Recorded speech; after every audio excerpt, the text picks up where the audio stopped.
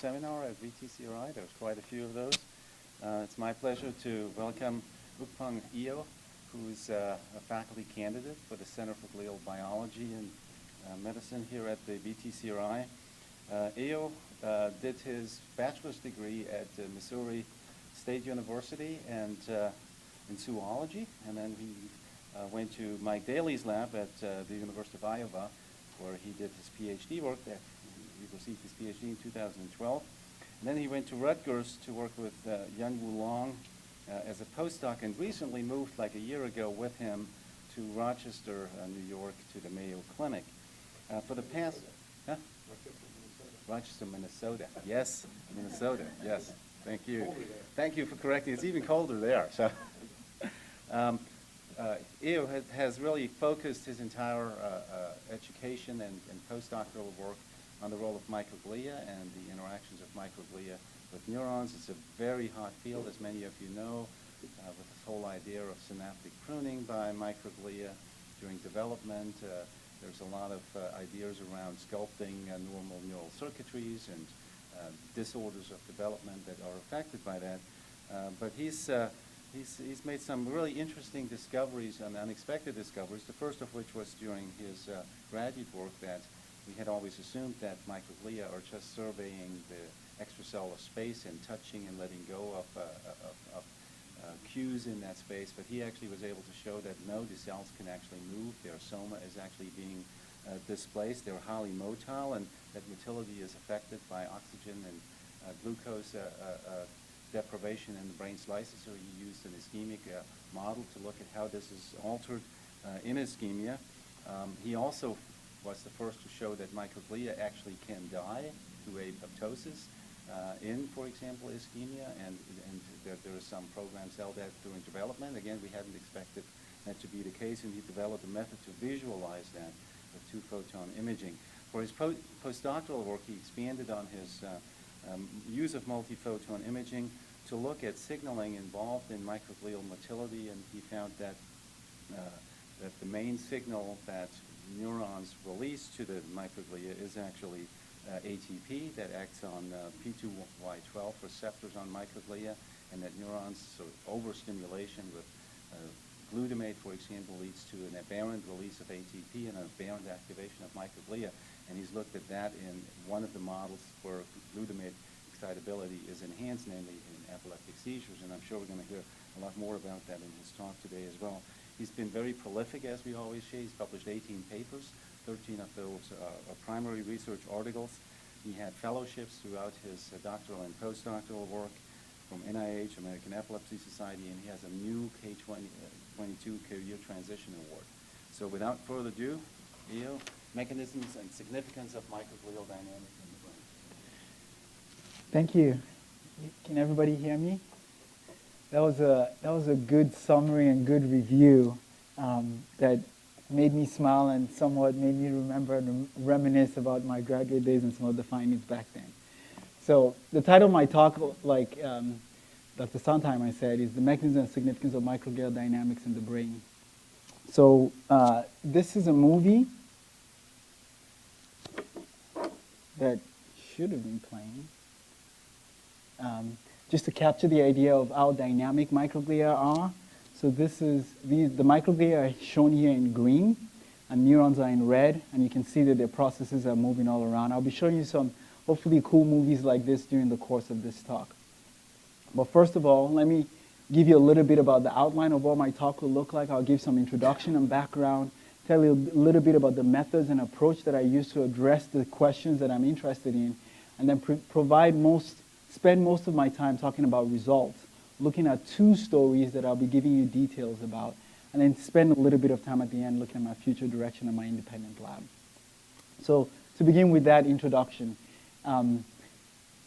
microglia are cells of the central nervous system, and as immigration is a big concern in our culture today, we can hopefully appreciate these microglia as immigrant cells in the central nervous system. I reserve my comments.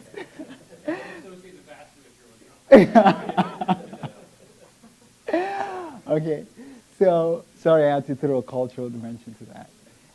So this is a schematic showing the different cells of hematopoietic lineage as well as the CNS cells. And what we'll observe here is that the microglia are shown here because although they are present in the brain, they are unlike every other cell in the brain that's derived from the neuroectoderm.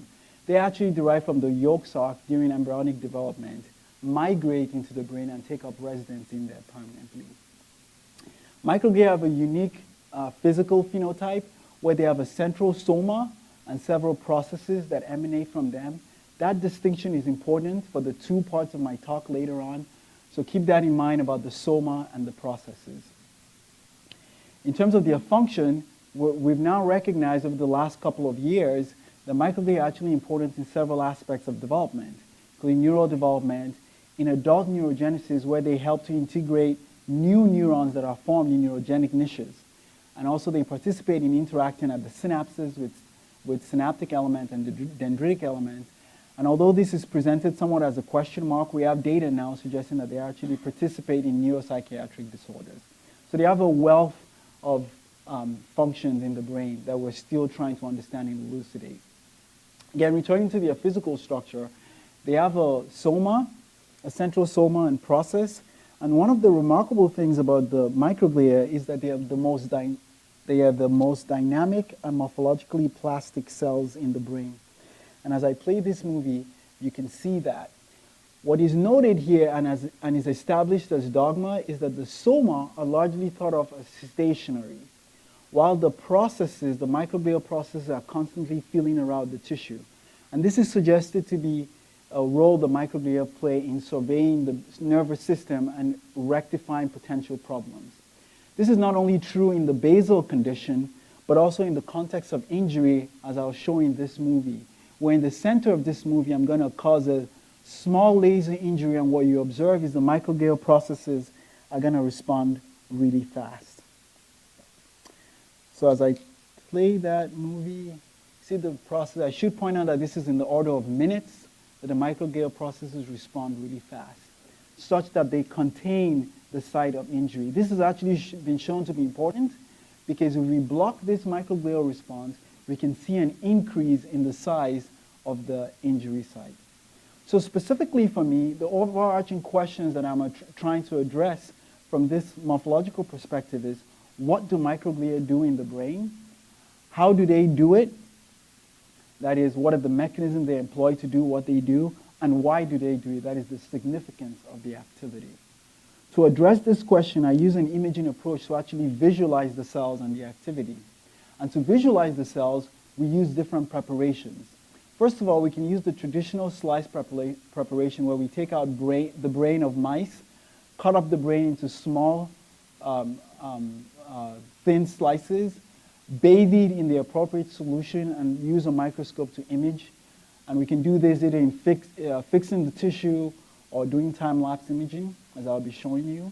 But the problem with this, if you keep in mind that I just shown you that the microglia response to even minute injury, is that this provides an avenue for a massive injury when we cut the brain slice. So we could be complicating the results that we find in this tissue. So we use an alternative approach where we do imaging in vivo in the mice.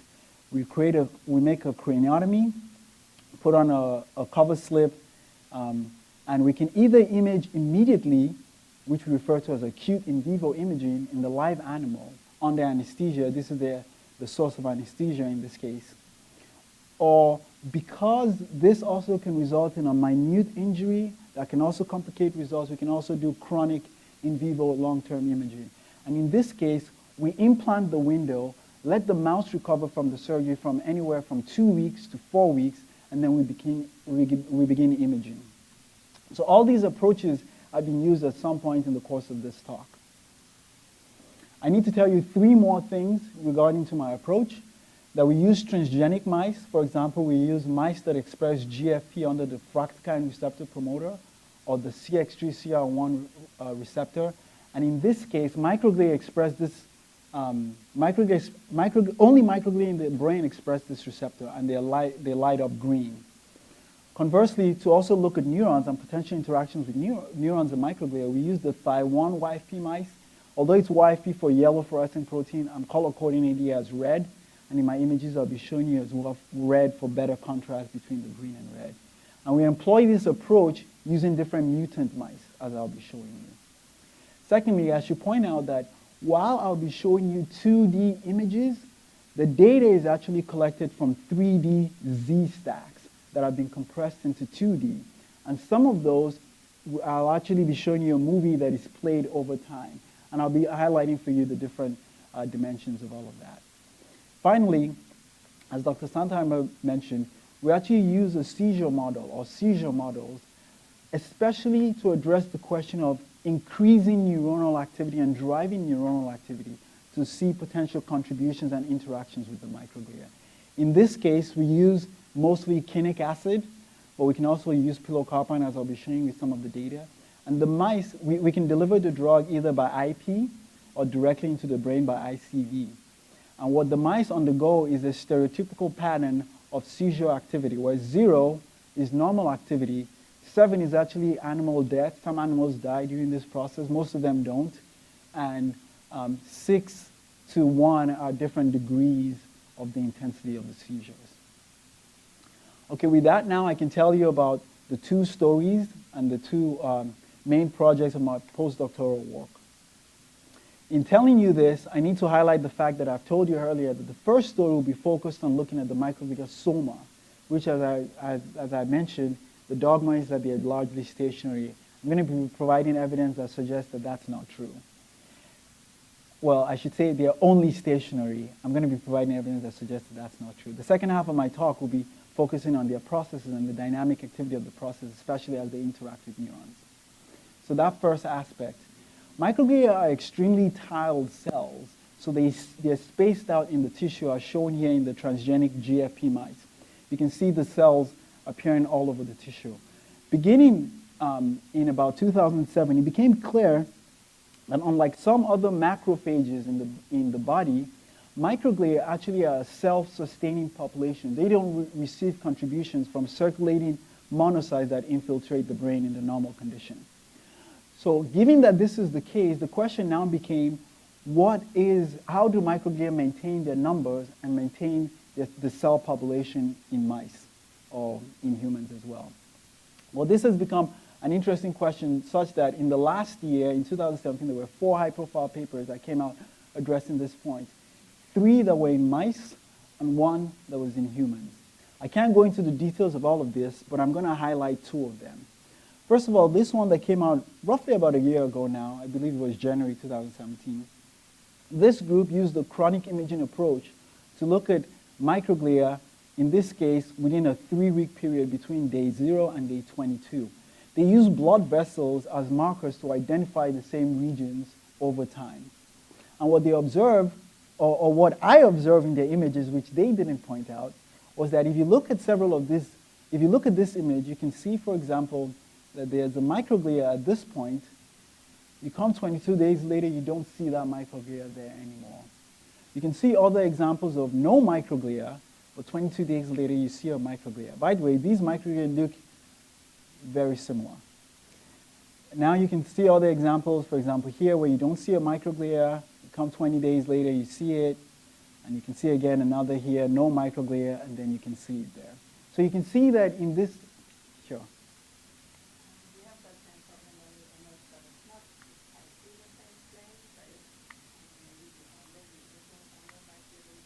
Yeah.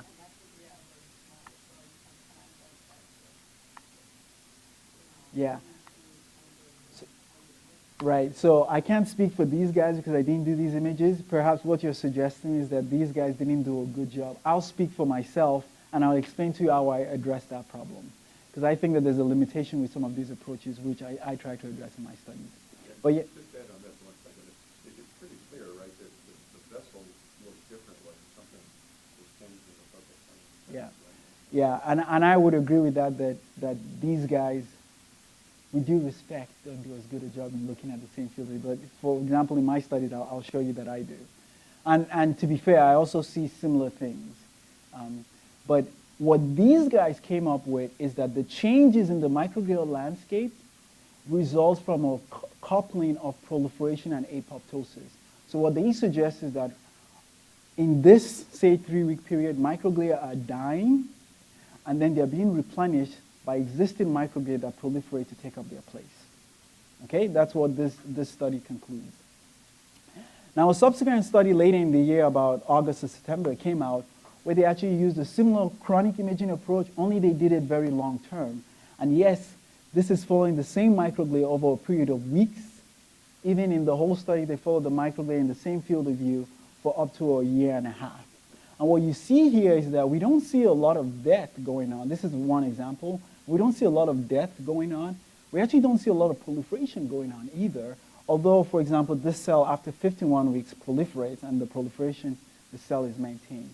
So this study actually suggests that microglia are not really undergoing a lot of proliferation, in contradistinction to the previous study that suggests that there's a lot of proliferation going on. Now, if microglia are not undergoing proliferation, but we're still seeing some changes in the landscape, the question becomes, how is the landscape of the microglia being regulated?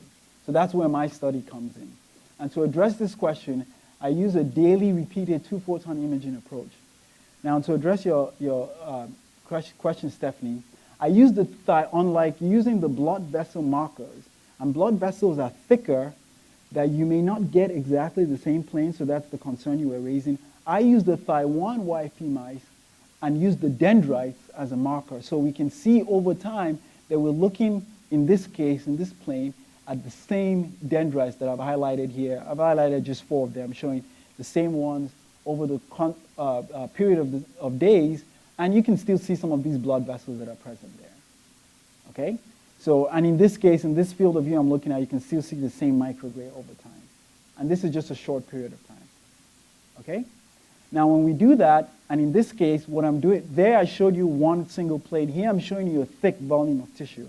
And I guess I'm asking you to somewhat trust me that I'm doing a good job doing that.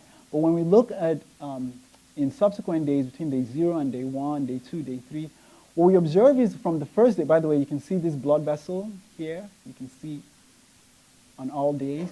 But we can give each of the cells an identity, giving them a number. And when we look, for example, on day 1 as compared to day 0, what we observe is that cell number 25 that was present is not present anymore. And cell letter B appears in a place where it was absent, and it looks awfully similar like cell number 25. A similar thing we can see with cell number 14. It's present, and it's absent at this point, and cell letter A that was absent becomes present. In this case, we can see that there are 4 cells that have changed in some sense, either a gain or a loss, out of the 27 cells that we identified initially. And so that's roughly about a 15% rearrangement. On day 1, on day 2, we see about 11%. On day 3, we see about 15%. So we can get a 10 to 15% change in the arrangement of the cells. Now, we get this result whether we wait 2 weeks after we implant the surgeries, after we implant the windows, or we wait 4 weeks. So this changes are not a result of the amount of time we're waiting, because if we take a short period of time or a longer period of time, we get roughly the same result. This is also not a result of the frequency of imaging, because we get similar results whether we're imaging on day 1, day 2, day 3, and so on. So it's not like we're getting some kind of toxicity result, because we get the same result all the time. And finally, we don't see any differences between males and females. Yes, sir.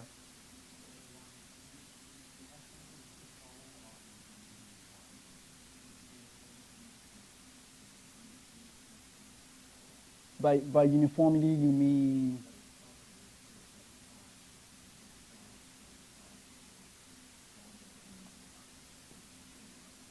Yeah, so nobody has reported on that, and we've never seen it. No, we've never seen anything like that happen. I can't rule it out, right? But that's the CX3CR1, which is the promoter driving the GFP, is constitutively expressed. There's been no report of them overexpressing, and I mean, so in essence, there's a possibility that that could happen to individual cells. But then a lot of this we also see, I'll explain some, because I've not presented all the data and I don't want to talk about it yet onto that. But I will say that in the field, that's really unlikely to happen. partly because when you see the full data, you'd also understand. Okay, can I punt a little bit to answer that question? Okay, so we don't see differences, but we actually see differences in the regions where, for example, the whisker barrel region has a lot less rearrangement than we see in the limb trunk region of the somatosensory cortex. And we don't know why this is. This could be an activity-driven mechanism where there might be different types of activity going on here versus here.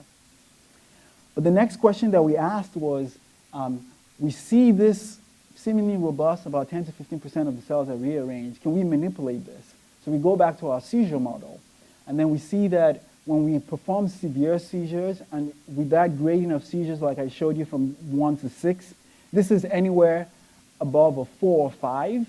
We see that the mice, when we follow them basally in the same regions, they have low 10 to 15%, but after the 24 hours of the seizure, we see a dramatic increase in the rearrangement that then goes back to normal by 3 or 4 days, and this is maintained for up to a month.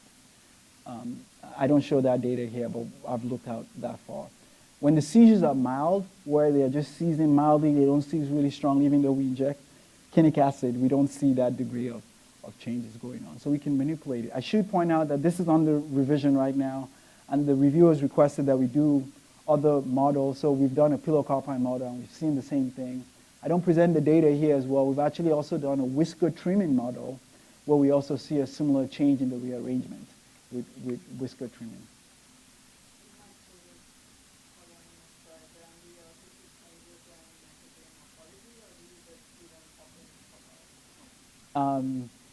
So I haven't paid attention to the changes in microglial morphology in the basal state. Like I don't see anything obvious. I haven't quantified it, right? I haven't measured things. But in terms of the seizures, yes, we do. But that's already known. Seizures would activate the microglia so they look bigger. Actually, it's a cool phenomenon. That's correct. That's correct. But even in the cortex, the microglia get activated. So I don't show you images here, but it's actually pretty cool. You can see a single microglia over presumably the same microglia. You can see him being all skinny the first day, and then you do a seizure, it gets big. Then after a couple of days, it gets back to be smaller. So you can actually follow that kind of thing. Is the seizure itself necessary to create the increased rearrangement, or would it just an overall enhancement of activity that doesn't lead to a frank seizure contribute to it? Yeah, that's a great question. And I'd be interested to know what experiment I can do to overall increase the activity without causing the seizures, because that's the limitation of this approach, right? Two things are going on. So my inclination is that seizures are not overtly required. Well, so for this, remember here, they have mild seizures. But the change is not dramatic. So for this kind of robust change, seizures are required. But we can also get the changes to happen in a non-seizure context. Remember I mentioned like the whisker trimming, right? That's the only thing we've done. Perhaps there could be also other kinds of, I don't know, some experiments that I've thought about doing is, look in the motor cortex and do increased running activity, kind of things, and see if that changes it. I don't have the answer to those results. I'd be interested to know what kind of experiments you'd suggest I could do to test that. Yeah.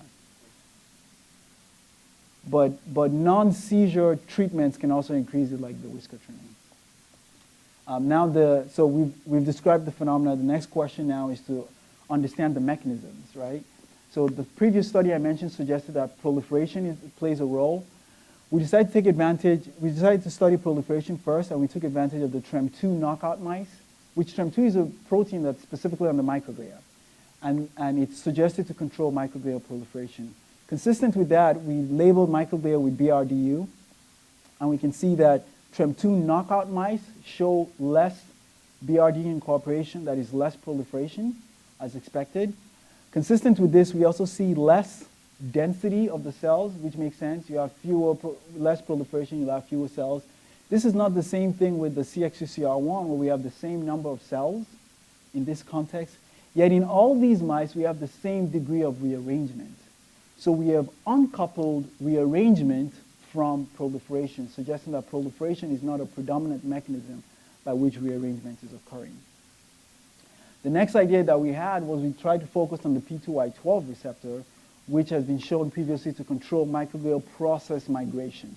So remember that initial movie where you see the processes converging to an injury site that's controlled by P2Y12 receptors. But at this point, the general dogma, like I've mentioned, is that the soma is stationary. So previous studies have not looked at the possibility of soma migration or soma translocation. So we decided to look at the P2Y12 receptor, which is uniquely expressed on the microglia in the brain. It's a G protein coupled receptor. Its agonist is actually ADP, which is generated following the release of ATP from cells, either physiologically or pathologically, and that are then degraded by extracellular enzymes to activate the receptor. And this receptor is expressed on microglia. As you would observe, is expressed especially on their processes, as shown in the purple, but it's also expressed on their soma as well. So we had the P2Y12 knockout mice. We performed the experiments in basal conditions, and we can see that the daily rearrangement is significantly reduced in the knockouts. And this reduction is independent of proliferation because knockouts have the same level of proliferation as wild-type mice, at least in the adults. And this is also a phenotype that's observed following seizures, where we see that even though we induce seizures and it can increase the degree of rearrangement, we see that the P2Y12 knockouts still lag behind following seizures. So all this suggests that P2Y12 is playing a role in regulating the potential, the rearrangement. Now I'm going to show you data here that actually shows, following in a time-lapse fashion on a daily basis, that these cells are actually translocating because we can track them. Okay? And I'll first show you it in wild type and then in P2Y12 knockouts. So as I play this movie, I want you to keep an eye on this cell here in red. Several cells are tracked, but you can see this cell. There it is. Stays for a couple of days and then moves. And then moves. And then moves. I highlighted that cell because it's the most dramatically changing one, but there are other cells that I've tracked in this movie, for example, this cell, and this cell that are also moving. Several of them are also relatively stationary.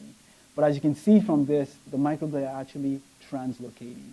If you look in P2Y12 knockout mice, what we observe is that that is not going on. You can focus on this one in red here, which is the most dramatically moving one.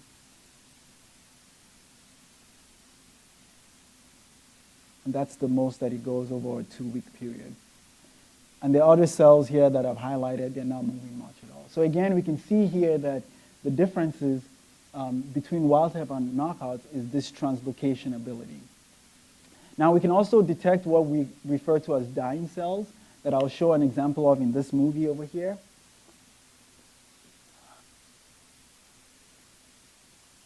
So as I play this movie, you can see there are 3 cells in this field of view, and I want you to focus on this one. Beginning on day 6, day 7, day 8, day 9, day 10, it disappears, and we don't see it anymore. So we presume, looking at that volume of tissue that we have, since we don't see it anymore, that it's dead. Is it possible this could have moved in the Very possible. That's why I refer to this as dying cell.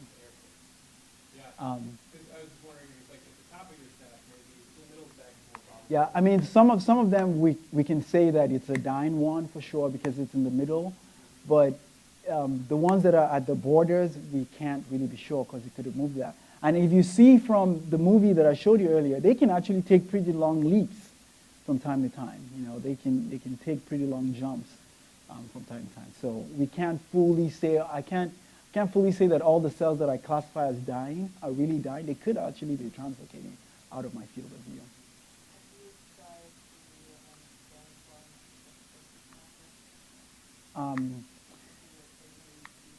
Yeah, so I haven't because of the technical trickiness of that. Remember that these are, I'm keeping this mouse alive for a long period of time, right?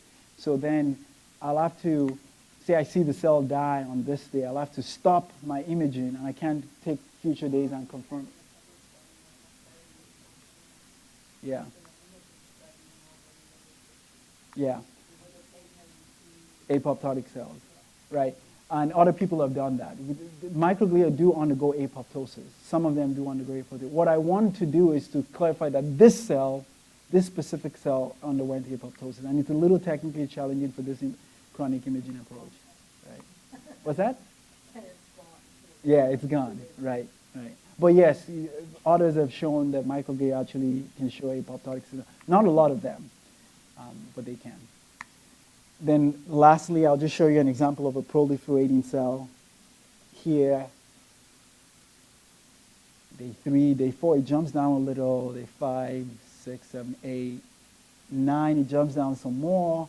And then from 11, it divides, and you can see those two cells stay apart there.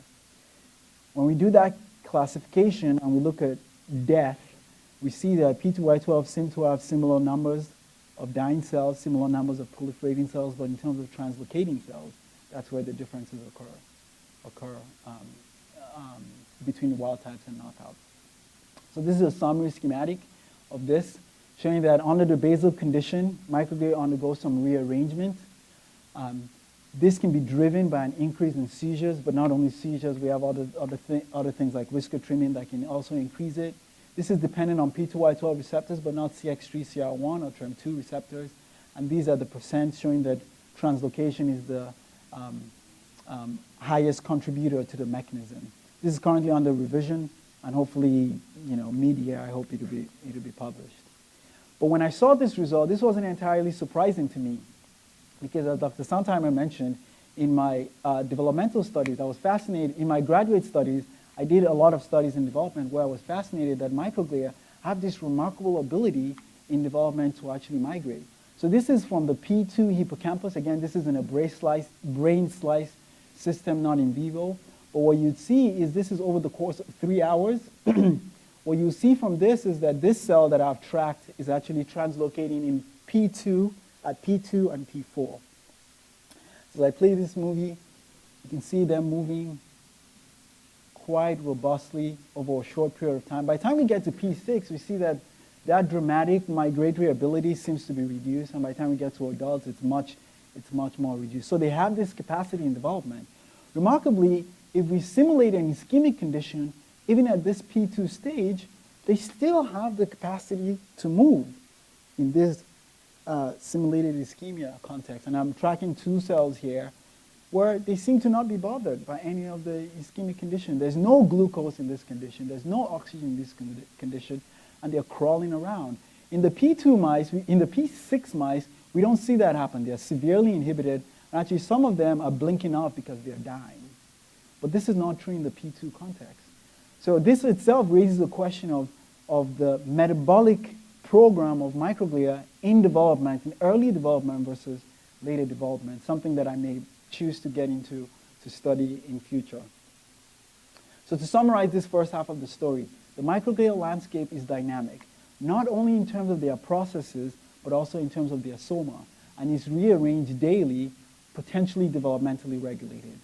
This can be modulated experimentally by different types of manipulations, and this is regulated by P2Y12 receptor, predominantly through translocation and less so through proliferation.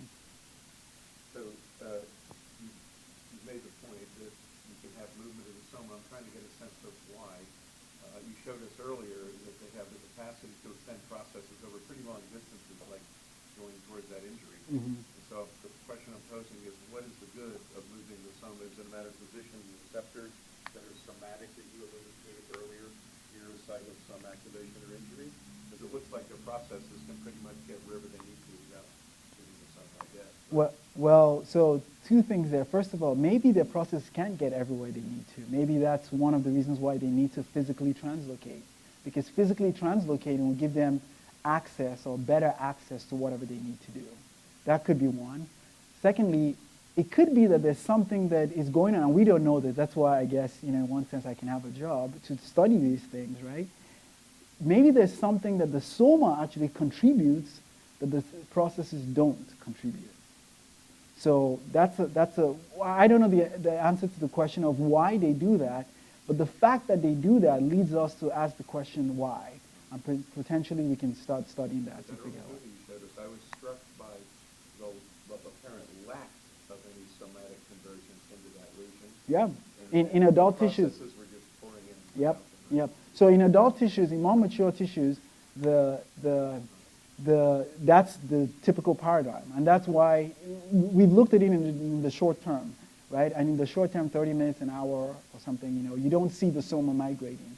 But eventually you will, if you look at it long enough. So I've done studies where I've looked every 6 hours, and you can see that the soma are migrating towards that site as well. Why is that? I don't know, but that could be informational and instructive. The other thing that I was talking to Stephen, I don't know if he's here, and I think I was talking to somebody else earlier. There are also other reasons why potentially the movement might downregulate in adults versus in neonates. Have you considered just the glycogen cells versus That's right. That's right. That's right. Brain and later global cells for so much just not fit in. That's right. It could. Tumors need to degrade with extracellular enzymes to make room for That's right. That's one potential explanation of why that's downregulated. As the brain matures, there's just a lot of more, for want of a better word, junk for it to deal with, for it to migrate. But my point is that they still have that ability, and they can harness that ability in the seizure context, at least when we drive activity. So can I just clarify what you said part of it? When you say migration, the seizure or whether you want to activity that you also see migration following an injury as well? Or Yes, is it just seizure? following an injury as well. Yeah, I don't show the injury data. I actually did the injury data as a revision because the reviewer said do a localized injury. Sorry.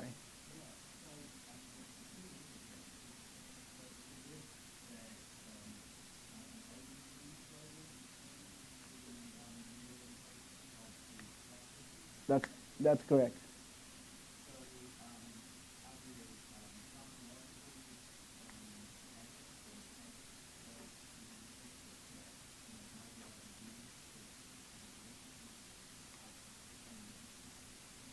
Yes, there are pharmacological agonists and antagonists for the P2Y12 receptor.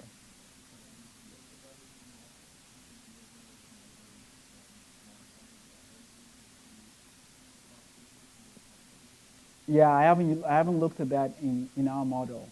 The thing is that the thing with, as we know with pharmacology, it's all about concentration, right? And in vivo systems, you have to, it's easier when you're using slice systems. You can know that you have X amount of concentration. With in vivo systems, you have to inject at a certain concentration to get the right concentration to where you're looking at. I remember that some of these studies I'm looking on a daily basis, right? So I have to perpetually downregulate that receptor for a long period of time. So using a genetic knockout seems to be more clean. You know that the receptor is not there functioning. But you could...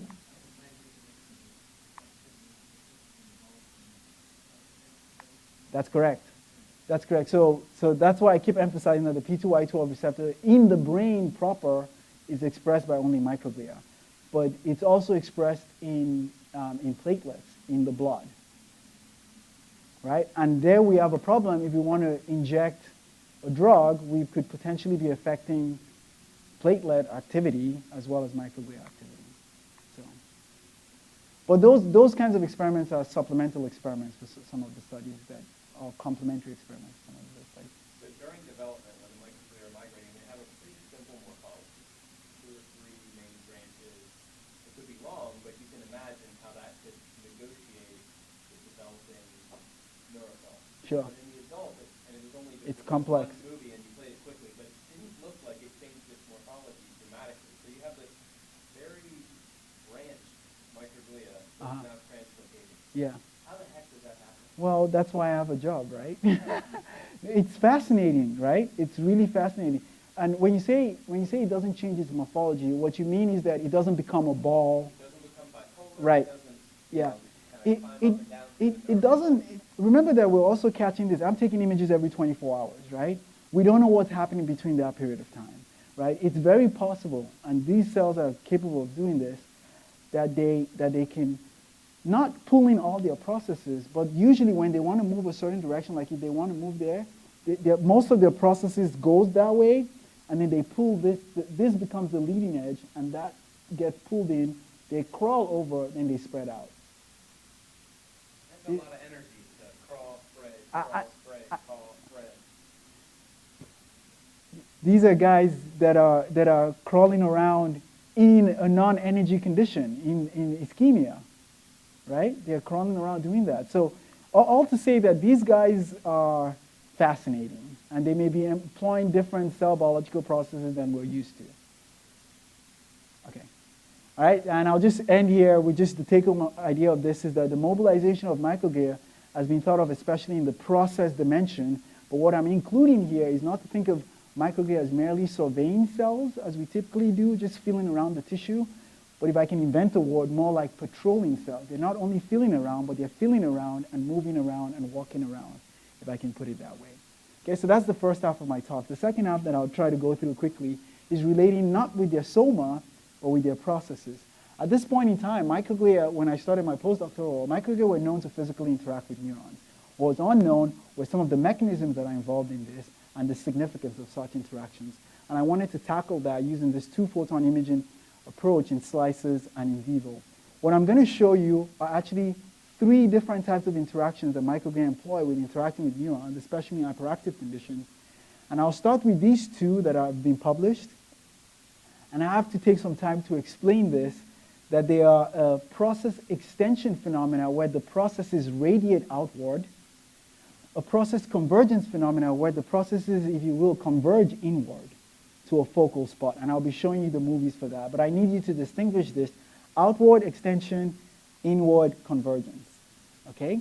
And this is an example where we can take a brain slice, look in the hippocampus, and in the SP region of the hippocampus, where we have a bunch of neurons present, we typically don't see a lot of microglial processes, which are these white cells that are highlighted here. However, when we add glutamate, a pretty high concentration of glutamate to drive neuronal activity, and within 15 minutes, we see an abundance of those processes. If we color code it to have a 0 time point be red, a 15-minute time point be green, and so yellow means the same cells or pixels that were present at the beginning and the end, and green means pixels that are new, we can see a lot of green in this region after 15 minutes of glutamate. I'll show you a movie for that in a minute. But this is a process extension phenomenon that happens during glutamate exposure. Okay, there's a second phenomenon that I'll show you a movie for here that's looking at what's happening after glutamate withdrawal. We can think of this as after hyperactivity is over, or after major hyperactivity is over, what happens to the microglia. And this I refer to as a process convergence phenomena. In this phenomena, the microglial processes converge inwards towards a focal spot, and I'll be showing you that focal spots are neuronal elements.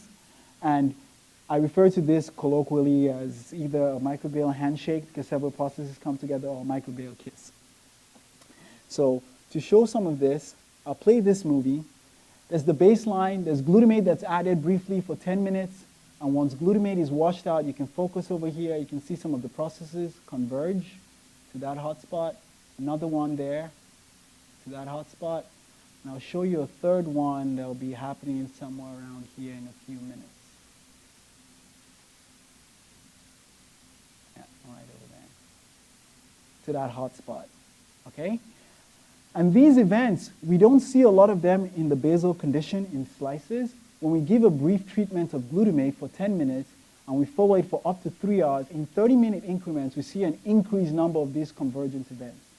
Now, I've mentioned that they are targeting neurons, but I'm going to show you the evidence here using those double transgenic mice that have GFP in the microglia and YFP in the neurons. So these are the neuronal cell bodies. This is during glutamate treatment in the hippocampus.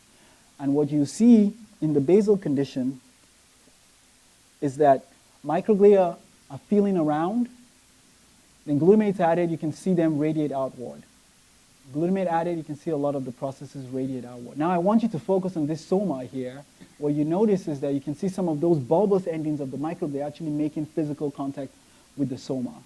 So you can see that there. If you focus on this cell. Before no, then here you can see several of those. Those are known ways by which microglia contact neurons. I should also point out that they are also contacting the dendrites. I'm not zooming into that here because I have to zoom in a lot more, but I just want to emphasize that they are contacting neurons. This is the extension phenomena that happens during hyperactivity when the glutamate is added. But also, following the withdrawal of glutamate, we also see those convergence phenomena that in this case will target, and I'm zooming in here to this dendrite.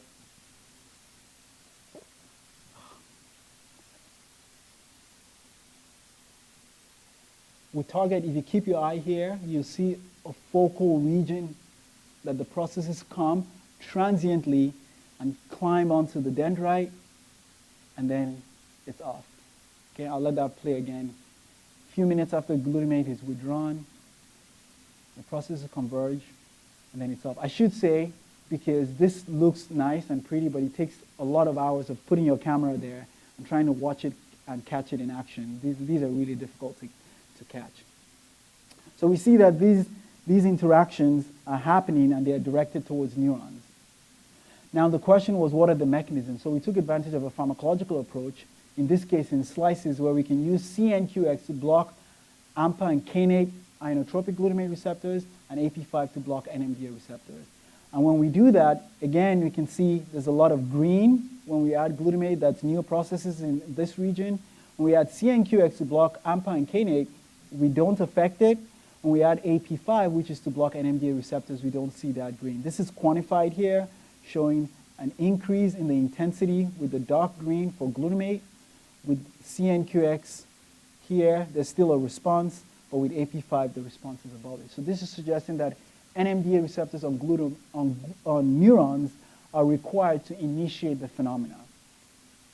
That's for process extension. This is a similar thing for process convergence. We can see an increase in the number of those convergence events. With glutamate that is blocked with AP5, it is unaffected by blocking other inotropic receptors, sodium channels, as well as metabotropic glutamate receptors. Again, this is all on the neuronal side. Then we turn to the microglial side and we again investigate P2Y12 receptors, which I have shown you and suggested to you that they are responsible for the process migration.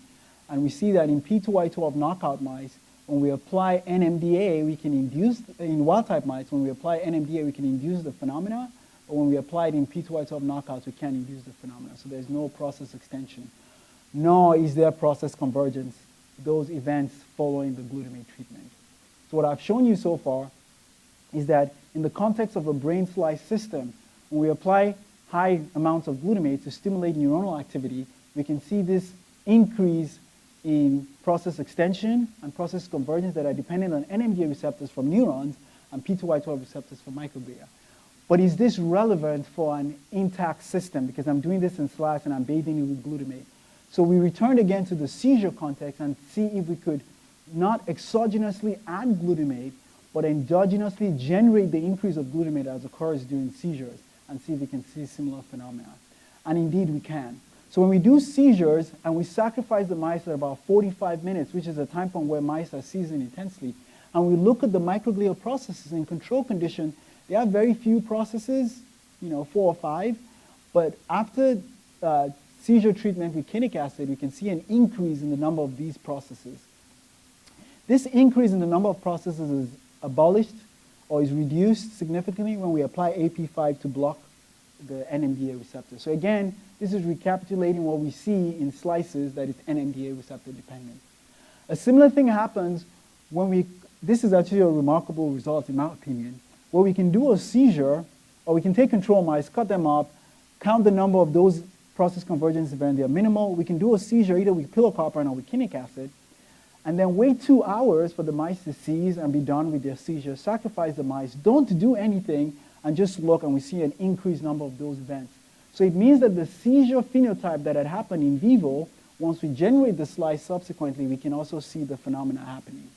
Now this not only happens in slices, but it also happens in vivo. This is a movie at 7 hours of seizures. So I've injected quinic acid 7 hours ago, and then I make a craniotomy and look in the mouse, and we can again see some of these events happening in real time. This movie is an hour and a half, and in this hour and a half, I can highlight for you 3 remarkable process convergence events with those arrows. Starting first over here. That's the first process convergence, which is very robust. Then the second one. And then the third one. All of this in vivo. And again, we can quantify this, showing that under controlled conditions, we see very few of those. In the course of an hour of imaging in vivo, we see an increased number of these events. And again, we see that they are microglia are actually interacting with neurons. So I've showed you that those phenomena are dependent on NMDA receptors. Are they also dependent on P2Y12 receptors? Again, when we do the seizures and we count the number of processes in P2Y12 knockout mice, we see that it's significantly reduced, as well as the number of process convergence events in P2Y12 knockout mice is also reduced. So what we saw in slices, what we saw in glutamate slice treatment, we also see following seizures, and we capitulated with NMDA and P2Y12 receptors. Finally, in terms of what's the significance of this phenomenon, well, we know that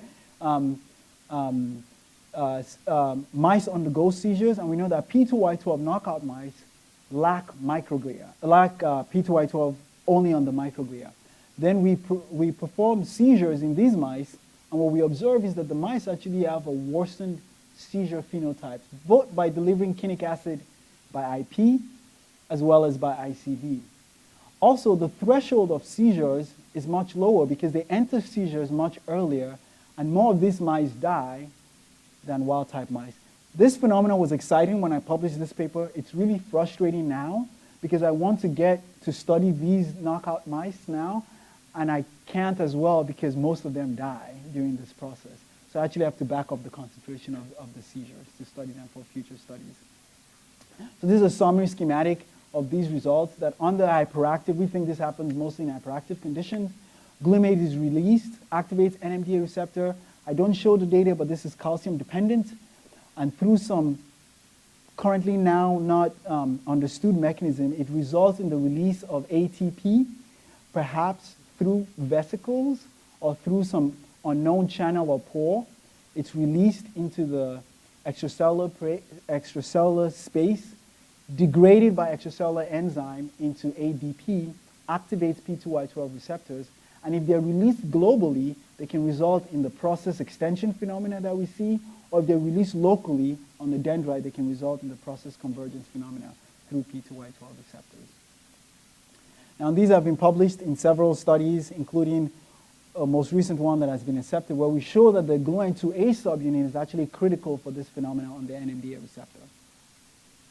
So I've told you about these two phenomena that have been published. Now I'm going to switch gears quickly to this last phenomenon that I think is very exciting here that is under preparation. So I've shown you the dendrites, what the dendrites look like and what microglia look like in vivo. What I haven't told you is that when we do a seizure, what we also observe is that the neurons, or some of the neurons, undergo these varicosities or swellings. We're not the first to report this. Others have reported this, and this could persist for some weeks. What we see remarkably is that the microglia also take on a different phenotype where they have these. In the literature previously, they've been referred to, things like this have been referred to as phagocytic cup, and I actually refer to them as phagocytic cup as well. But as I move forward, I start to question whether they are actually phagocytic, and I'll show you some of the data as to why I question that. But we see a co-appearance of the varicosities that are circular and the pouches, I'm referring to them as pouches now, that are also circular. They also co-localize, because I can show you in this movie, and this is a Z-stack movie going from the surface of the brain deep into the brain. So as we go deeper, as we move through the movie, we're going deeper into the brain. And I'll highlight some of the co-localizations of, so if you focus here, you can see one of those. You can see another one there. And then there should be a third one over here. And then you see some that don't have any microglia on them, but others that have microglia surrounding them. Okay? Does anybody want to see that again? Did you play too fast? I'll just play it one more time. Okay, it's playing again. So see here, there's the green and red co-localized. There's green and red co-localized, and then there's green and red co-localized, and then several of them are also here, all through the depth of the tissue. Okay, so it seems like microglia are interested in this. So we decided to perform time-lapse imaging. So this time-lapse image is taken over a 4-hour period. So this is done over 4 hours. What I want to highlight is this is at about 4 or 5 hours after the seizures have been induced. We can see these pouches, or these, you can call them cups or pouches. I prefer to call them pouches. And you can see some of them are already formed, like this one. As I play the movie, keep an eye on this one that's being formed, as well, that's newly formed.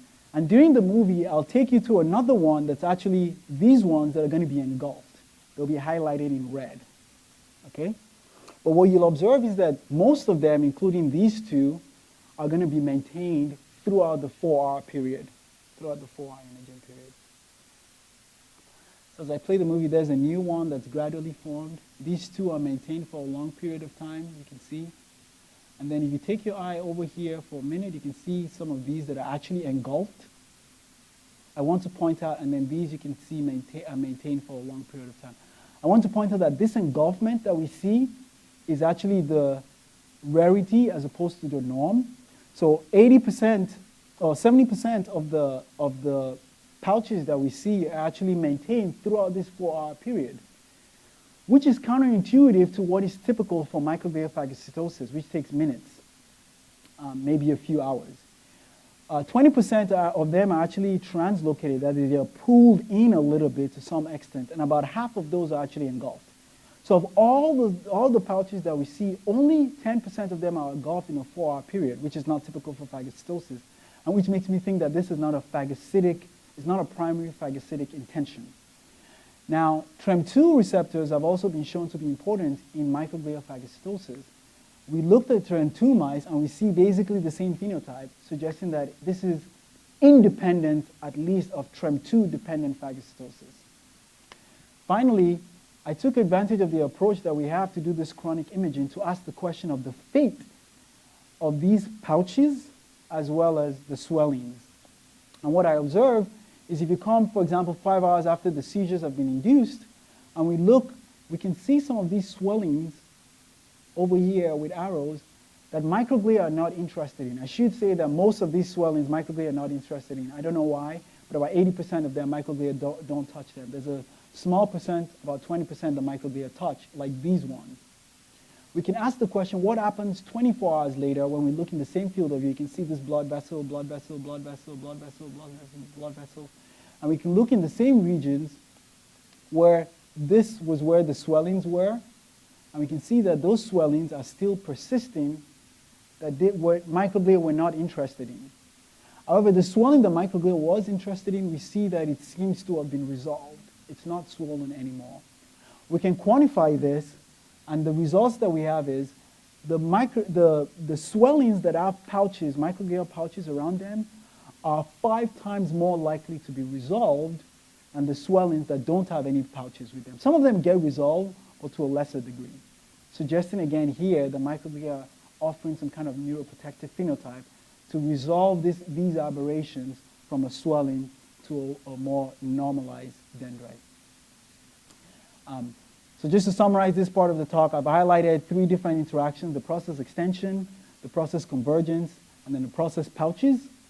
I've also indicated, at least for some of them, some of the mechanisms, coupling of NMDA receptors and P2Y12 receptors, and the general perspective that that's emerging from some of these studies that these interactions seem to be neuroprotective. My take home for this is that microglial neurons are in this nice dance, especially during hyperactive conditions where they interact robustly. So I'd like to, having spent some time on my previous results, I'd like to end with a few minutes to highlight some of my future direction. Again, as I mentioned, I did some developmental work, and I'm always interested in development because I think it's fascinating. The interesting thing about microglia is that they are present at a high level early in development, much earlier than a number of the other glia, at a time point where several important neural processes are going on. So my lab will be focused on looking at microglia in normal development, investigating some of the regulating factors by which they colonize the brain, perform phagocytosis, engage with blood vessels and blood vessel function, and then the differences and different populations of microglia that exist. I'm also interested in the disorders, especially developmental seizure disorders, and I know we'll have some time to interact with some of this in the chalk talk, so I'll save that for then. Let me just finish here with highlighting that this P2Y12 receptor, we also see from as early as P7 all the way to adults that they have more microglia in both the cortex as well as the hippocampus. So the abrogation of the P2Y12 receptor causes a dysregulation in the density of the microglia. And I'd be interested in studying the mechanisms that are involved there. Secondly, with phagocytosis, I know I've highlighted that microglia engage in phagocytosis, especially during development where there's a lot of debris. These are apoptotic material that we can see are engulfed by microglia. But I'll end with this movie that indicates how efficient these guys are in phagocytosis. Here in the developmental stage, in contrast to what I had shown you with the phagocytic pouches, this single microglia is going to engulf in the space of 6 hours 7 neuronal nuclei. And I'll count them for you. As I play this movie, that's it. It picks up 1, 2, 3, 4, 5, 6, and then 7. And how it can fit 7 nuclei into its body is remarkable to me. And it's not the only one doing that. If you follow this cell also, if you follow this cell, you see that it also is pulling in nuclei. So they're very efficient. And by the way, as I suggested, this undergoes, all of this is in the course of 6 hours. So you can see when they do engage in phagocytosis, they phagocytose it fast, unlike in the seizure context. So I end that there to highlight my lab, my postdoctoral mentor, Dr. Wu, who has been very encouraging and provides a very stimulating environment with the rest of the lab members and postdocs. Dr. Margolis actually taught me at Rutgers the in vivo imaging technique and cranial window implantation. Dr. Alex Sunes is my T32 program director. Dr. Feinstein has always provided professional guidance. I've been funded by the NIH, a bunch of undergraduate students who have done a lot of the grunt work. And I would like to end with highlighting the fact that I also have a family that makes studying development not only fun in the lab, but also at home. And I can take any questions. Thank you. Well,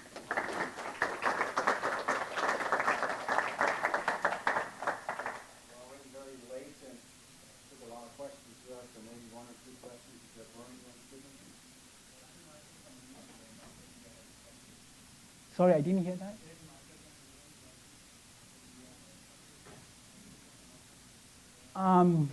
So some of the difficulty with that is to see microglia being attracted to neuron, we see it live, right? We do the live imaging.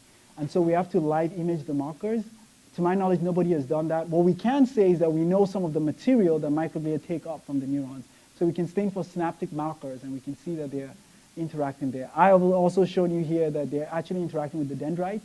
Others have shown that they're interacting with spines as well, if you label the spine. So at least we know spines, dendrites, some soma, they're interacting with that. But the specific things they're attracting to outside of those generalities, I'm not sure we know yet. So a question. Oh, I'm sorry. Go ahead. Yeah.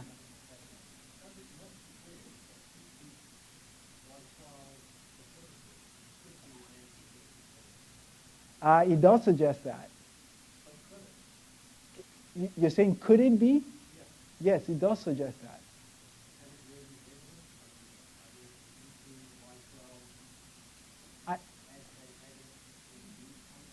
Those have been used, as far as I know, they've not been used in seizures or epilepsy, but they've been used especially in stroke, in ischemia. Now in ischemia it's different, but I don't know any studies that have been done to look at P2Y12 inhibitors in the context of seizures. Now remember though, technically we don't want to use the inhibitors because we worsen the epilepsy, right? That's what this data is saying. When we block the receptors, right. So we'd want to use the activators potentially, but I'm not aware that that has been done. But that's what my data would, that's a direction I'd like to test, potentially, not in the clinic yet, but at least in mouse studies to see if we apply the drug, if we can improve the seizures, potentially. But that's the direction that we would go. Okay, thanks.